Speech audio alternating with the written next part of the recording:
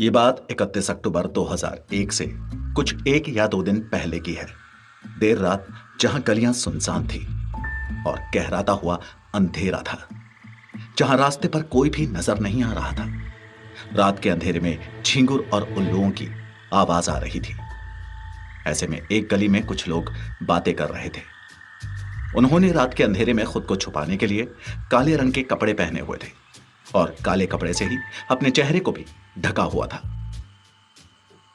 उन लोगों में से एक गुंडे ने बाकी सबसे कहा, याद रहे कि आज काम खत्म होना चाहिए। अन्ना जी का काम अगर जल्दी नहीं हुआ तो उनसे पैसे मिलना तो दूर, बल्कि हम सबको अपनी अपनी जान से भी हाथ धोना पड़ेगा। इस पर उस गुंडे से दूसरे गुंडे ने पूछा, अरे काम तो हो जाएगा, लेकिन अन्ना जी ऐसा करवा क्यों रहे? इस लड़की में ऐसा क्या खास है भला? इस पर पहले गुंडे ने उसे डांटते हुए कहा, अरे अपने को क्या, उनके और उस लड़की के बीच का मामला है। अन्ना जी की बातें बस इतना ही सुनना जितना अन्ना जी बोले, उसमें अपना दिमाग लगाने की जरूरत नहीं। ये सब बड़े लोगों का मामला है, बड़े लोगों के मामले में कभी टांग नहीं लड़ाना। अब चलो सब, आज अन्ना जी को खुशखबरी देना है हमें। उस रात में शायद किस्मत संत कुमार के साथ नहीं थी।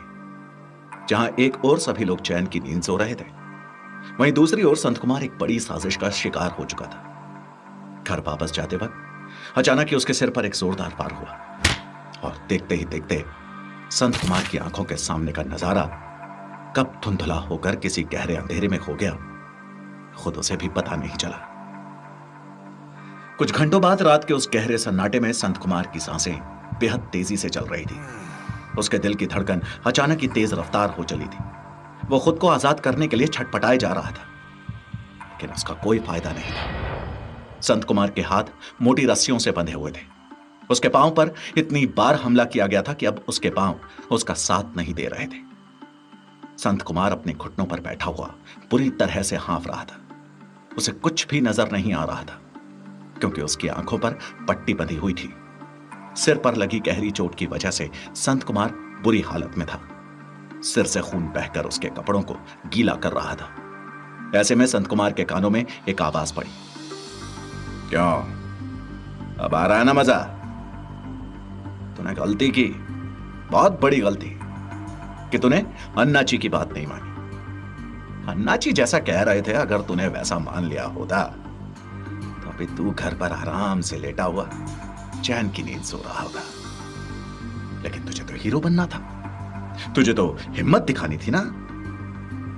लेकिन कोई बात नहीं, चैन की नींद तो तू अब भी सोएगा। बस फर्क इतना है कि इस बार तू वापस कभी सोकर उठ नहीं पाएगा। संत कुमार ने हाफते हुए ही दर्द भरी कराहती आवाज में अपने लड़खड़ाते शब्दों में उस गुंडे से कहा, मुझे जाने दो। मैंने कुछ नहीं किया। मैं शहर छोड़कर चला जाऊंगा, हमेशा हमेशा के लिए। मैं और मेरी पत्नी कभी वापस नहीं आएंगे। मुझे जाने दो, मुझे मत मारो। संत कुमार की कांपती आवाज सुनकर वहां मौजूद सारे ही गुंडे आपस में एक दूसरे को देखते हुए हंसने लगे। उन्होंने हंसते हुए ही संत कुमार की गर्दन पर चाकू रखते हुए उससे कहा, यही तो तू गलती कर रहा है कि तुझे शहर छोड़कर भागना नहीं था, बल्कि अन्ना जी की बात माननी थी। उन्होंने तुझे बार बार मौके दिए, लेकिन तेरी अकड़ नहीं खत्म हुई। अब तुझे पता चलेगा कि अन्ना जी की बात ना मानने का नतीजा कितना बुरा हो सकता है। संत कुमार की सांसें और भी ज्यादा तेज हो गई थी। उसकी आंखों से खौफ के आंसू बह रहे थे। संत कुमार हद से ज्यादा डरा हुआ था। वो पहले ही घायल होकर अपने घुटनों पर उन गुंडों के बीच बैठा हुआ था। इस पर उस गुंडे ने संत कुमार की गर्दन पर चाकू रखते हुए ही उससे कहा, आखिरी मौका है तेरे पास, अन्ना जी की बात मान ले, हम चुपचाप तुझे जाने देंगे। पिछली बार समझाया था ना तुझे, लेकिन नहीं, तूने वापस से वही गलती दोहराई। इसके बाद तुझे मौका नहीं बल्कि अन्ना जी के खिलाफ जाने के लिए सजा मिलेगी। इस पर संत कुमार ने खुद को मजबूत करते हुए उन गुंडों से कहा, तुम्हारे अन्ना जी की बात मान लो, ये कैसे हो सकता है? उन्हें मेरी पत्नी के साथ ऐसा नहीं करने दूंगा मैं। संत कुमार की बात सुनकर उस गुंडे ने गुस्से में बौखलाते हुए संत कुमार से कहा, अच्छा फिर तो मरने के लिए तैयार हो जा। अब ऊपर जाकर आराम से सोचना कि तूने कहां कहां कौन सी गलतियां की थी। संत कुमार पहले से ही डरा हुआ था और गुंडे की बात सुनकर अपनी जान बख्शने की भीख मांग रहा था। उसकी आंखें बंद थी, उसके सिर से लगातार खून बह रहा था, उसके हाथ पांव बंधे हुए थे और संत कुमार अपने घुटनों पर उन 7-8 गुंडों के बीच बैठा हुआ था। इस पर रात के उस सन्नाटे में संत कुमार की उस गिड़गिड़ाती आवाज को अगले ही कुछ पलों में खामोश कर दिया गया। 1 नवंबर 2001 को लगभग हर न्यूज चैनल पर एक ही खबर पूरी तरह से छाई हुई थी। कोड़ाई कनाल के पहाड़ों के जंगल से 31 अक्टूबर की देर शाम एक युवक की लाश बरामद की गई। केस की छानबीन पूरे जोरों शोरों से चल रही है, लेकिन हम आपको बता देना चाहते हैं कि मृतक की पहचान अभी नहीं हो पाई है। पुलिस अपनी कार्यवाही कर रही है, जल्द ही मृतक की पहचान हम सबके सामने होगी। लेकिन आपको बता दें कि युवक की हत्या बेहद बेरहमी से की गई है। तो वहीं दूसरे न्यूज चैनल पर इस खबर को किसी और तरीके से पेश किया जा रहा था। एक अनजान व्यक्ति की हत्या करके शव को जंगल में फेंकने की खबर सामने आ रही है। जंगल में लाश मिलते ही शहर में सनसनी फैल गई है। बताया जा रहा है कि युवक की लाश को देखते हुए अंदाजा लगाया जा सकता है कि हत्या के पहले युवक को अगवा किया गया होगा, क्योंकि उसके शरीर पर मारपीट के गहरे निशान मौजूद थे और उसकी हत्या भी बेरहमी से की गई है। मामले की जांच पूरी तरह से चल रही है। जल्द ही हम आपको इसकी खबर सुनाएंगे। तब तक के लिए जुड़े रहिए हमारे न्यूज चैनल से। जहां एक और न्यूज चैनल पर बार बार हत्या की खबरों को अलग अलग तरीकों से दिखाया जा रहा था, वहीं पर टीवी के सामने अपनी नजरें गड़ाए कोई और भी बैठा हुआ था, जिसे इस हत्या की खबर सुनकर हद से ज्यादा घबराहट होने लगी थी। न्यूज चैनल को अपनी नम आंखों से देखते हुए टीवी के सामने बैठी हुई जीवा ज्योति घबराहट के साथ खुद को शांत रखने की कोशिश कर रही थी।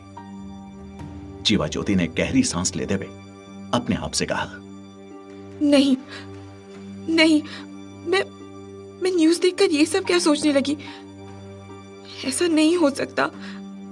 ये न्यूज़ चैनल्स ऐसी खबरें क्यों दिखा रहे हैं?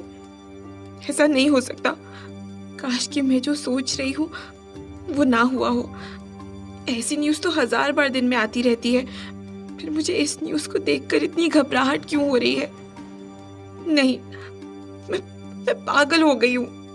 जीवा ज्योति की घबराहट बढ़ती ही जा रही थी। वो खुद को संभाल नहीं पा रही थी। उसके माथे पर पसीना था, उसकी सांसें तेज थी। घबराहट के कारण उससे ठीक से चला भी नहीं जा रहा था। इस पर जीवा ज्योति ने सामने रखे पानी के ग्लास को पीते हुए अपने आप से कहा, लेकिन ये तो फोन भी नहीं उठा रहे हैं। इनके दोस्तों को भी नहीं पता है कि ये कहाँ है। कल शाम से इनका कोई अता पता नहीं है। कहीं उन लोगों की धमकी सच तो नहीं हो गई। इतना कहते हुए जीवा ज्योति अचानक ही उठकर खड़ी हुई और फिर घबराते हुए खुद से कहने लगी, नहीं, ऐसा कैसे हो सकता है? ऐसा नहीं हो सकता। इन्हें गए हुए 24 घंटे से ज्यादा हो गए हैं। चाहे कुछ भी होता, ये मुझे कम से कम एक फोन तो कर ही देते। न्यूज चैनल पर अनजान व्यक्ति की मौत की खबर से जीवा ज्योति बुरी तरह से कांप गई थी। इस पर जीवा ज्योति बिना वक्त गवाए हांफते हुए बदहाल हालत में पुलिस स्टेशन पहुंची। उसकी आंखों में आंसू थे और उसका रोया हुआ चेहरा हद से ज्यादा थका हुआ था, लेकिन फिर भी जीवा ज्योति पुलिस को उम्मीद भरी नजरों से देख रही थी। जीवा ज्योति की हालत देखते हुए पुलिस ने जीवा ज्योति से कहा, तो आप कह रही हैं कि आपके पति कल से लापता हैं और आपको शक है कि उनको अगवा किया गया है। क्या आप इसके बारे में हमें कुछ और बता सकती हैं? कहीं ऐसा तो नहीं कि आपके आपसी झगड़े के चलते वो घर छोड़कर या फिर आपसे नाराज होकर कहीं गए हों? जीवा ज्योति की तेज सांसें थमने का नाम नहीं ले रही थी और आंसू उसकी आंखों से रुक ही नहीं पा रहे थे। ऐसे में सिसकते हुए जीवा ज्योति ने खुद को संभाला और फिर लड़खड़ाते शब्दों में पुलिस को अपनी आप बीती बताने लगी। सर, मेरे हस्बैंड वो सच में कहीं मिसिंग है। 24 घंटों से ना तो उन्होंने मुझे कोई कॉल किया है और ना ही उनका कहीं कोई पता लग पा रहा है। हम दोनों में झगड़े कभी होते ही नहीं थे। आप जैसा समझ रहे वैसा कुछ नहीं है, बल्कि सच तो ये है कि कुछ दिनों पहले उन्हें कुछ लोग धमकियां दे रहे थे। धमकियां? कैसी धमकियां? आपके पति की कहीं किसी से कोई दुश्मनी थी? देखिए, घबराइए नहीं, पूरी बात खुलकर बताइए। जीवा ज्योति ने बहते हुए आंसुओं को पोंछा और फिर कहने लगी, सर, हमारी लव मैरिज हुई थी। हम दोनों एक दूसरे से बहुत प्यार करते हैं। हाँ, मेरे अब्बा इस शादी से खुश नहीं थे, लेकिन फिर धीरे धीरे सब कुछ ठीक होने लगा था। लेकिन कुछ दिनों पहले हमें बहुत सारी मुसीबतों का सामना करना पड़ा। हम तो मद्रास छोड़ के भी जाने वाले थे। मुझे डर है कि मेरे हस्बैंड को कोई नुकसान ना पहुंचाए। जीवा ज्योति के चेहरे पर घबराहट बढ़ती ही जा रही थी। उसकी आंखों में डर साफ नजर आ रहा था। इस पर पुलिस ने जीवा ज्योति को पानी का ग्लास देते हुए उससे कहा, देखिए, आप बिल्कुल भी परेशान मत होइए। अच्छा, आप कह रही हैं कि आपके हस्बैंड को जान का खतरा भी था। आप मुझे यह बताइए कि आपको किसी पर शक है? जीवा ज्योति ने अपनी नजरों को नीचे करते हुए हिचकिचाहट के साथ पुलिस से कहा, अगर मैं नाम बताऊंगी तो क्या आप यकीन करेंगे? क्योंकि मुझे जिस पर सबसे ज्यादा शक है वो यहाँ की बहुत बड़ी हस्ती है। उनका नाम यहाँ के बहुत बड़े लोगों में आता है। पुलिस ने जीवा ज्योति को हौसला देते हुए उससे कहा, कोई कितनी ही बड़ी नामचीन हस्ती क्यों ना हो, कानून सबके लिए बराबर है और सबकी जान कीमती है। अब डरिए मत और प्लीज आप मुझे बताइए कि आपको किस पर शक है। मुझे पूरा मामला जानना जरूरी है, क्योंकि इसके बाद ही हम आपकी पूरी तरह से मदद कर पाएंगे। पुलिस के पूछने पर जीवा ज्योति ने पुलिस को कुछ ऐसा बताया जिसको सुनने के बाद पुलिस भी काफी देर तक कुछ बोल नहीं पाई। जीवा ज्योति ने पुलिस को अपनी एफआईआर में लिखवाते हुए कहा, यहाँ के डोसा किंग का नाम तो आप जानते ही है ना। मेरे अप्पा उनके यहाँ काम करते थे और डोसा किंग से ही मेरे हस्बैंड को सबसे ज्यादा खतरा था। मुझे पूरा शक है कि मेरे हस्बैंड के गायब होने में या अगर उनके साथ कुछ भी गलत हुआ है तो उसमें यहाँ के डोसा किंग पी राजगोपाल का ही हाथ है। पुलिस ने डोसा किंग का नाम सुनते ही चौंकते हुए जीवा ज्योति से कहा, क्या डोसा किंग पी राजगोपाल? ये क्या कह रही हैं आप? इस पर जीवा ज्योति ने पुलिस से कहा, हाँ, पी राजगोपाल। उसने मेरे हस्बैंड को धमकी दी थी। उसने पिछले कई दिनों में काफी कुछ ऐसा किया है जिसके बाद मेरा और मेरे पति का जीना ही मुश्किल हो गया था। इंस्पेक्टर ने सवाल करते हुए जीवा ज्योति से कहा, लेकिन उनके जैसी बड़ी हस्ती आखिर आप जैसे आम लोगों को धमकी क्यों देने लगी? आप जानती है ना कि आप क्या कह रही हैं? इस पर जीवा ज्योति ने जो जवाब दिया वो पुलिस के लिए उनकी सोच से परे था। जीवा ज्योति ने पुलिस से कहा, अंधविश्वास अच्छे अच्छे लोगों की आंखों पर पट्टियां बांध देता है सर। डोसा किंग ने इसी अंधविश्वास के चलते मेरी जिंदगी बर्बाद कर दी। उसके ज्योतिषी जिस पर वो आंख बंद करके भरोसा करता है, उसने डोसा किंग के लिए एक भविष्यवाणी की और फिर उस भविष्यवाणी ने मुझसे मेरा सब कुछ छीन लिया। पी राजगोपाल, जिन्हें मद्रास में लोग डोसा किंग के नाम से और देश विदेश में उनके साउथ इंडियन रेस्टोरेंट सरवना भवन के नाम से जानते थे। उनके अच्छाइयों के कारनामे और उनकी दरियादिली पूरे शहर के अलावा आसपास के शहरों तक मशहूर थी। पी राजगोपाल अपने बिजनेस के कारण डोसा किंग कहलाए जाने लगे थे। ऐसे में पुलिस के लिए यह मानना बेहद मुश्किल था कि उन जैसी पढ़ी लिखी इतनी बड़ी हस्ती आखिर किसी ज्योतिष या ओझा की बात में आकर कोई गलत कदम उठा सकती है। लेकिन इसके बाद पुलिस के सामने जब पूरी सच्चाई आई तो पुलिस के पैरों तले से जमीन खिसक गई। जीवा ज्योति के मुंह से डोसा किंग का नाम सुनते ही पुलिस पूरी तरह से चौंक गई थी, क्योंकि डोसा किंग का नाम मद्रास के बड़े और नामचीन लोगों में गिना जाता था। डोसा किंग यानी कि पी राजगोपाल सरवना भवन नाम के एक मशहूर रेस्टोरेंट के फाउंडर और ओनर थे। इन्होंने इंडिया में सबसे पहले सरवना भवन की शुरुआत की थी।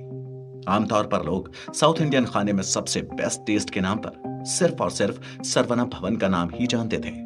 जीवा ज्योति ने बड़ी उम्मीद लगाकर पुलिस से कहा, हो ना हो, राजगोपाल ने ही मेरे हस्बैंड को अगवा करवाया है। सर, मैं यूं ही नहीं कह रही हूँ। राजगोपाल मुझे और मेरे हस्बैंड को कई बार धमकी दे चुका था।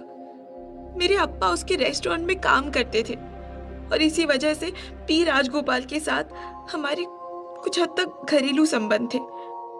लेकिन कुछ समय से सब कुछ बदलने लगा। आपको मेरी मदद करनी होगी सर। आपको सबसे पहले मेरे हस्बैंड का पता लगाना होगा। कुछ भी करके उन्हें ढूंढिए। मेरा मन बहुत घबरा रहा है। जीवा ज्योति की बातें सुनकर पुलिस अब पूरी तरह से हैरान थी। डोसा किंग पी राजगोपाल एक ऐसा नाम था जिसके सामने आते ही कुछ भी करने से पहले कई बार सोचना पड़ता था। बात सिर्फ इतनी नहीं थी कि पी राजगोपाल एक अमीर आदमी या सक्सेसफुल बिजनेसमैन था, बल्कि मद्रास के आम लोग भी उसकी बहुत इज्जत करते थे, क्योंकि वो एक अच्छा और भला इंसान था। लोगों में उसकी इतनी इज्जत थी कि लोग उसे अपना बड़ा भाई कहते थे और कुछ लोग तो उसे भगवान का दर्जा भी देते थे, जिसकी सिर्फ एक ही वजह थी कि राजगोपाल हमेशा ही सबकी मदद करने के लिए किसी भी वक्त हाजिर रहता था। लेकिन फिर भी जीवा ज्योति के इस तरह से कहने पर पुलिस को कदम उठाना ही था। इसलिए पुलिस ने जीवा ज्योति से कहा, क्योंकि आप कह रही हैं कि डोसा किंग के रिलेशंस आपके घर से बहुत अच्छे थे, आपके फादर को राजगोपाल जी पर्सनली जानते थे, तो फिर हो सकता है कि आपकी बात में सच्चाई हो। देखिए, आप फिक्र ना करें। भले आपके हस्बैंड के गायब होने में राजगोपाल जी या किसी का भी हाथ हो, इस मामले के पीछे जो भी होगा हम उसका पता लगा लेंगे। लेकिन आपने जिस नाम को हमारे सामने रखा है, एक बार फिर से सोच लीजिए। अगर कार्यवाही आगे बढ़ी तो हो सकता है कि आपको किसी तरह की परेशानियों का सामना करना पड़े, लेकिन फिर आप पीछे नहीं हट पाएंगे। जीवा ज्योति ने परेशान होते हुए पुलिस से कहा, अभी भी तो परेशानी उठानी पड़ रही है ना सर। ज्यादा से ज्यादा क्या होगा, मेरी जान ही जाएगी ना। मेरे हस्बैंड ना जाने कहाँ है, किस हाल में है, मुझे कुछ भी नहीं पता। वो सही सलामत वापस आ जाए, बस मैं इतना चाहती हूँ। और अगर आपको लग रहा है कि मैं झूठ बोल रही हूँ तो आप अपनी इन्वेस्टिगेशन शुरू करिए। मैं गलत होंगी तो कानून मुझे जो भी सजा देगा मुझे मंजूर होगा, लेकिन प्लीज आप इसकी एफआईआर लिखिए सबसे पहले। Please help me sir. Police ने जीवा ज्योति को कुछ वक्त तक इंतजार करने को कहा और उसे वापस भेज दिया। पुलिस का माथा भी इसी बात से ठनका हुआ था कि जीवा ज्योति आखिर सीधे तौर पर डोसा किंग का नाम कैसे ले सकती थी। वहां बैठे इंस्पेक्टर ने कुछ देर सोचते हुए दूसरे ऑफिसर से कहा, डोसा किंग पी राजगोपाल, इनकी पूरी कुंडली निकालो, शुरुआत से लेकर अब तक। हर छोटी से छोटी डिटेल आज शाम तक मेरी टेबल पर होनी चाहिए। चलो काम पर लगते हैं। ऑर्डर्स मिलते ही सभी काम पर लग गए और फिर शाम को मीटिंग बैठते ही इंस्पेक्टर ने सभी ऑफिसर्स से पूछा, तो केस यह है कि जीवा ज्योति जिसका हस्बैंड लापता है, उसे कई बार धमकियां मिल चुकी थी यहां के डोसा किंग पी राजगोपाल से। एक बड़ा नाम है, केस को हल्के में लेने का कोई चांस ही नहीं है। डोसा किंग की हिस्ट्री, ज्योग्राफी और उसका पास्ट प्रेजेंट सब कुछ, मुझे उसके बारे में हर छोटी डिटेल जाननी है। वहीं बैठे दूसरे इंस्पेक्टर ने अपनी रिपोर्ट को सामने रखते हुए वहां बैठे सभी ऑफिसर्स से कहा, सर, मैंने इंटरनेट और यहां के लोकल लोगों से जानकारी ली है जो उसको और उसके बारे में जानते थे। रिपोर्ट्स कहती हैं कि पी राजगोपाल उर्फ डोसा किंग बेसिकली तमिलनाडु के तोतीकोरीन का रहने वाला है। इसके पेरेंट्स प्याज की खेती करते थे और राजगोपाल उनका इकलौता वारिस है। उसके रिश्तेदार तो बहुत हैं, लेकिन कोई भी सगा भाई बहन नहीं है। प्याज की खेती ही इस परिवार की इकलौती इनकम थी। इस पर हेड इंस्पेक्टर ने पूछा, ये बात कब की है? ऑफिसर ने जवाब देते हुए कहा, सर ये बात है कुछ 1973 की। उस वक्त डोसा किंग की फाइनेंशियल हालत बिल्कुल भी ठीक नहीं थी। राजगोपाल का खेती में मन नहीं लगता था, इसलिए वो अपना गांव छोड़कर मद्रास यानी कि चेन्नई आ गया। क्योंकि उनके पिता भी एक किसान थे और वो हमेशा खेती करते थे, इसलिए राजगोपाल भी उनके नक्शे कदम पर चल रहा था। लेकिन फिर अचानक एक दिन राजगोपाल ने अपने काम से परेशान होकर चेन्नई आने का फैसला किया और अपने परिवार के साथ शहर चला गया। इस पर एक दूसरे ऑफिसर ने कहा, तो मद्रास आने के बाद उसने वो रेस्टोरेंट खोला होगा? ऑफिसर ने जवाब देते हुए कहा, नहीं, यहां आने के बाद उसने चेन्नई के के नगर में एक छोटी सी किराने की दुकान खोल ली, जो कि उसने कुछ 8 साल तक चलाई। उस ऑफिसर ने डोसा किंग के बारे में बताते हुए कहा, लेकिन यहां मैं आप सबको बताना चाहता हूं कि अब जो मैं बताने वाला हूं उसे सुनकर शायद आप सबको भी अजीब लगे। किराने की दुकान चलाते समय उसकी मुलाकात एक ज्योतिषी से हुई। वो ज्योतिषी काफी जाना माना था। लोगों ने बताया कि उसकी कही हर एक बात सच होती थी और वो ज्योतिषी आज भी राजगोपाल का बड़ा खास है। ये बात सुनते ही हेड इंस्पेक्टर ने हैरान होते हुए कहा, हाँ, मिसेस जीवा ज्योति ने भी कुछ ऐसा ही बताया था कि राजगोपाल किसी ज्योतिषी को बहुत मानता है। इस पर ऑफिसर ने आगे बताते हुए कहा, यस सर, उस ज्योतिषी ने राजगोपाल को सलाह दी कि वो किराने की दुकान छोड़कर एक रेस्टोरेंट खोले। अगर वो ऐसा करेगा तो उसको ज्यादा मुनाफा होगा। उस ज्योतिषी के कहने के हिसाब से ही राजगोपाल ने एक 1981 में रेस्टोरेंट खोला, जिसका नाम उसने सरवना भवन रखा। ऑफिसर ने आगे बताते हुए कहा, सर, उसने इस रेस्टोरेंट में डोसा, इडली, वड़ा और पूरी बनाना शुरू किया और उसे बेचने लगा। सोचने वाली बात है कि उसे उस ज्योतिषी पर आखिर कितना ही भरोसा होगा कि उसने किराने की दुकान को बंद करके रेस्टोरेंट खोल लिया, वो भी उस समय पर जब लगभग हर घर में साउथ इंडियन डिशेस आमतौर पर हर रोज ही बनती होंगी। इस पर वहां बैठे एक दूसरे ऑफिसर ने पूछा, तो क्या सच में उसका रेस्टोरेंट ज्योतिषी के कहने पर चल पड़ा? जहां तक मेरी नॉलेज है, 70s और 80s के जमाने में लोग बाहर जाकर खाना पसंद तक नहीं करते थे, और राजगोपाल ने इतना बड़ा रिस्क ले लिया सिर्फ एक ज्योतिषी के कहने पर। इस पर ऑफिसर ने जवाब देते हुए कहा, हाँ, यह सच है। लोकल्स ने बताया कि उस टाइम पर राजगोपाल पूरी, इडली, डोसा और वड़ा बनाने के लिए कोकोनट ऑयल का इस्तेमाल करता था और मसाले भी वो अच्छी क्वालिटी के ही इस्तेमाल करता था। शुरुआत करते समय उसने इस एक थाली की कीमत सिर्फ ₹1 रखी थी और इसी के चलते उसको पहले महीने में ही 10,000 का लॉस हुआ, जो कि उस टाइम पर काफी बड़ी कीमत थी।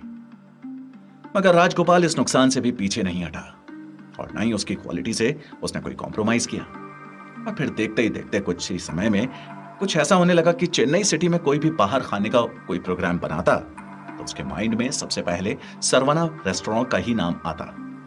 अब पता नहीं सर, ये उस ज्योतिष की बात का असर था या राजगोपाल की मेहनत का फल। उसका रेस्टोरेंट दिन ब दिन दुगनी स्पीड से बढ़ने लगा। बिजनेस में हो रहे फायदे को देखते हुए उसने धीरे धीरे स्टाफ बढ़ाना शुरू किया और फिर कुछ ही टाइम में वो उसके स्टाफ को भी अच्छी सैलरी देने लग गया। उस ऑफिसर ने राजगोपाल की तारीफ करते हुए कहा, सर, सिर्फ इतना ही नहीं, मैं उसके रेस्टोरेंट में काम करने वाले कुछ लोगों से भी मिला। मुझे वहां के लोगों से कुछ अंदरूनी खबर भी मिली। इस पर हेड इंस्पेक्टर ने उस ऑफिसर से कहा, क्या तुम उसके रेस्टोरेंट भी गए थे? तुम पर किसी को कुछ शक तो नहीं हुआ? ऑफिसर ने हेड इंस्पेक्टर से कहा, नहीं सर, दरअसल मैं वहां पर खाना खाने के बहाने जानकारी लेने गया था। मैंने वहां के काम करने वाले से कहा कि मेरे रिश्तेदार का बेटा यहां पर काम करना चाहता है, इसलिए मुझे यहां की जानकारी चाहिए। उन्हें कोई शक ना हो तो मैंने खाना ऑर्डर किया था। उन्होंने राजगोपाल के बारे में मुझे काफी कुछ बताया। उन्होंने कहा कि वहां वो निचले दर्जे के काम करने वाले एम्प्लॉयज तक को मेडिकल इंश्योरेंस की फैसिलिटीज देता है और उसने अपने एम्प्लॉयज को बहुत सारी पर्सनल हेल्प्स भी दे रखी हैं। लोग उसे प्यार और इज्जत से अन्नाची कहकर बुलाते हैं। उसके एम्प्लॉयज उसको किसी भगवान की तरह पूजते हैं। उन्होंने भी बातों बातों में बताया कि राजगोपाल ज्योतिषी की बात को ही सबसे ऊपर रखता है। हेड इंस्पेक्टर ने वहां बैठे सभी लोगों से कहा, ये ज्योतिष मुझे कुछ ठीक नहीं लग रहा है। और क्या पता चला इसके बारे में? उस ऑफिसर ने बात को आगे बढ़ाते हुए कहा, सर, राजगोपाल का बिजनेस काफी अच्छा चल रहा था और शायद इसी वजह से उसका अपने ज्योतिषी की तरफ ज्यादा भरोसा बढ़ने लगा। ऐसा समझ लीजिए कि राजगोपाल की आस्था बहुत बढ़ गई थी उस ज्योतिषी में। ज्योतिषी के कहने पर राजगोपाल ने अपने रेस्टोरेंट की चेन्स खोलनी भी शुरू कर दी और धीरे धीरे करके लोग उसको उसके नाम से न जानकर डोसा किंग के नाम से जानने लगे। ज्योतिषी के ही कहने पर राजगोपाल ने खाली सफेद कपड़े पहनने शुरू कर दिए और माथे पर एक बड़ा सा चंदन का टीका लगाने लगा। ऐसा सुनने में आया कि अभी तक सरवना भवन के जितनी भी चेन्स हैं यहां और देश के बाहर, उनमें सब में राजगोपाल ने बहुत सारे भगवान की फोटोज के साथ साथ अपने इस ज्योतिषी की भी फोटो लगाई हुई है। मतलब ये इस ज्योतिषी को भगवान की तरह मानता होगा। इस पर हेड इंस्पेक्टर ने कुछ सोचते हुए कहा, मतलब जीवा ज्योति सही कह रही थी। राजगोपाल की आंखों पर कहीं ना कहीं उस ज्योतिषी और अंधविश्वास का चश्मा चढ़ा हुआ है। और क्या पता चला? उस ऑफिसर ने जवाब देते हुए कहा, यस सर, आप ऐसा कह सकते हैं। राजगोपाल उस ज्योतिषी को भगवान का दर्जा देता है और उसकी फोटो को अपने रेस्टोरेंट में लगा के रखता है। मैंने खुद भी देखा है। ऐसा लगता तो है कि ज्योतिषी जो भी कहता है राजगोपाल वही करता होगा। वरना सोचिए ना सर, 20 साल के अंदर राजगोपाल का सरवना भवन सिर्फ अपने देश में ही नहीं बल्कि विदेशों में भी मशहूर हो गया है। इंडिया के अलावा Singapore, Malaysia, Thailand, Hong Kong, Saudi Arab, Oman, Qatar, Bahrain, Kuwait, South Africa, Germany, Netherland, Belgium, Sweden, Canada, Ireland, Britain, America, New Zealand, Italy और रोम में भी सरवना भवन के आउटलेट्स खुल गए हैं। हेड इंस्पेक्टर ने उस ऑफिसर से कहा, और ऐसे ही ये इतनी बड़ी हस्तियों में गिना जाने लगा। अच्छा, इसके पर्सनल डिटेल्स क्या हैं? इसके बीवी बच्चे कुछ पता चला उनके बारे में? ऑफिसर ने दूसरी फाइल को उठाते हुए हेड इंस्पेक्टर के सामने रख दिया और फिर उनसे कहने लगा, यस सर, इस फाइल में उसकी पर्सनल और फैमिली डिटेल्स हैं। सर, राजगोपाल ने 2 शादियां की, मगर दोनों ही बार उनकी पत्नियां उनको छोड़कर चली गई। दोनों बीवियों से उन्हें 2 बेटे हैं। दोनों ही बेटे उनका उन्हीं के बिजनेस में साथ देते हैं और इंडिया के बाहर की सारी ही चेन्स को हैंडल करते हैं। कहने को राजगोपाल के पास नाम और पैसा बहुत है, लोगों में उसकी अच्छी खासी इज्जत भी है। पूछने पर लोगों के मुंह से उसकी सिर्फ तारीफ ही निकलती है।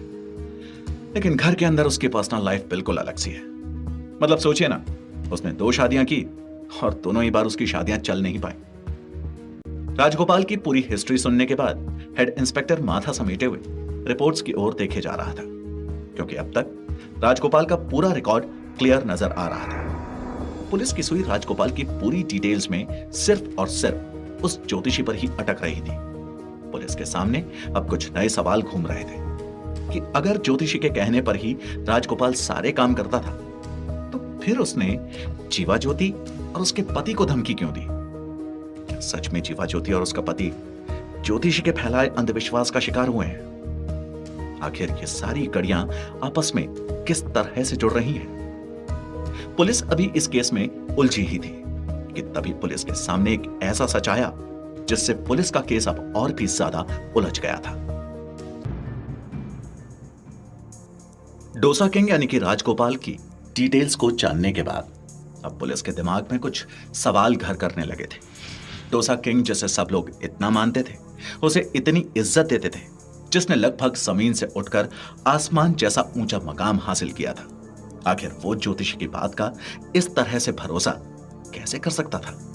पुलिस इन्हीं सवालों में उलझी हुई थी कि तभी उसके पास एक ऐसी जानकारी आई जिसके बाद पुलिस और भी ज्यादा उलझ कर रह गई। एक ऑफिसर तेज कदमों के साथ हेड इंस्पेक्टर के पास आया और उनसे कहने लगा, सर, सुबह जंगल के पास जो बॉडी मिली थी उसकी रिपोर्ट आ गई है। ये रही फाइल। मरने वाले का नाम प्रिंस संत कुमार था। इसने खुद का ट्रैवल बिजनेस अभी कुछ ही दिन पहले खोला था। सर, हैरानी की बात यह है कि इसकी पत्नी का नाम जीवा ज्योति है। हेड इंस्पेक्टर ने ऑफिसर से कहा, पोस्टमार्टम रिपोर्ट वो क्या कहती है? उस पर ऑफिसर ने जवाब देते हुए कहा, सर, रिपोर्ट में साफ लिखा हुआ है कि हत्या से पहले उसे काफी टॉर्चर किया गया था।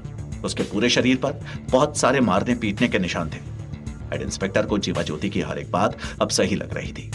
जीवा ज्योति ने अपने पति के लापता होने की रिपोर्ट दर्ज कराई थी। इस पर हेड इंस्पेक्टर ने ऑफिसर से कहा, तैयारी करो, हमें आज ही बहुत कुछ पता लगाना है। मैं जीवा ज्योति के घर जा रहा हूं। मुझे कल सुबह तक उस ज्योतिषी की पूरी कुंडली मेरी टेबल पर चाहिए। और इस बात का ध्यान रखना कि एक हाई प्रोफाइल केस है, इसमें किसी भी छूट की या किसी भी ढिलाई की कोई गुंजाइश नहीं है, इसलिए हर छोटी से छोटी बात पर अपनी नजर गड़ाकर रखना। उधर दूसरी ओर इंस्पेक्टर जीवा ज्योति के पास पहुंचे। उन्होंने जीवा ज्योति को संत कुमार के बारे में बताते हुए कहा, आपको हमारे साथ चलना होगा। हमें एक बॉडी मिली है, आपको उसकी पहचान करनी होगी। जीवा ज्योति बुरी तरह से टूट चुकी थी। वो रोते हुए ही बिगड़ी हालत में बॉडी को पहचानने के लिए पुलिस के साथ बॉडी के पास पहुंची और बॉडी को देखते ही जीवा ज्योति की जिंदगी एक पल में बदल कर रह गई। जीवा ज्योति ने अपना सब कुछ खो दिया था। जीवा ज्योति ने बॉडी को पहचानते हुए हेड इंस्पेक्टर से कहा कि यह लाश किसी और की नहीं, बल्कि उसके पति यानी कि प्रिंस संत कुमार की थी। जीवा ज्योति ने रोते हुए बार बार चिल्लाकर कहा, नहीं, मैंने कहा था आपसे, मेरे पति की जान को खतरा है। ये काम किसी और का नहीं, बल्कि राजगोपाल का है।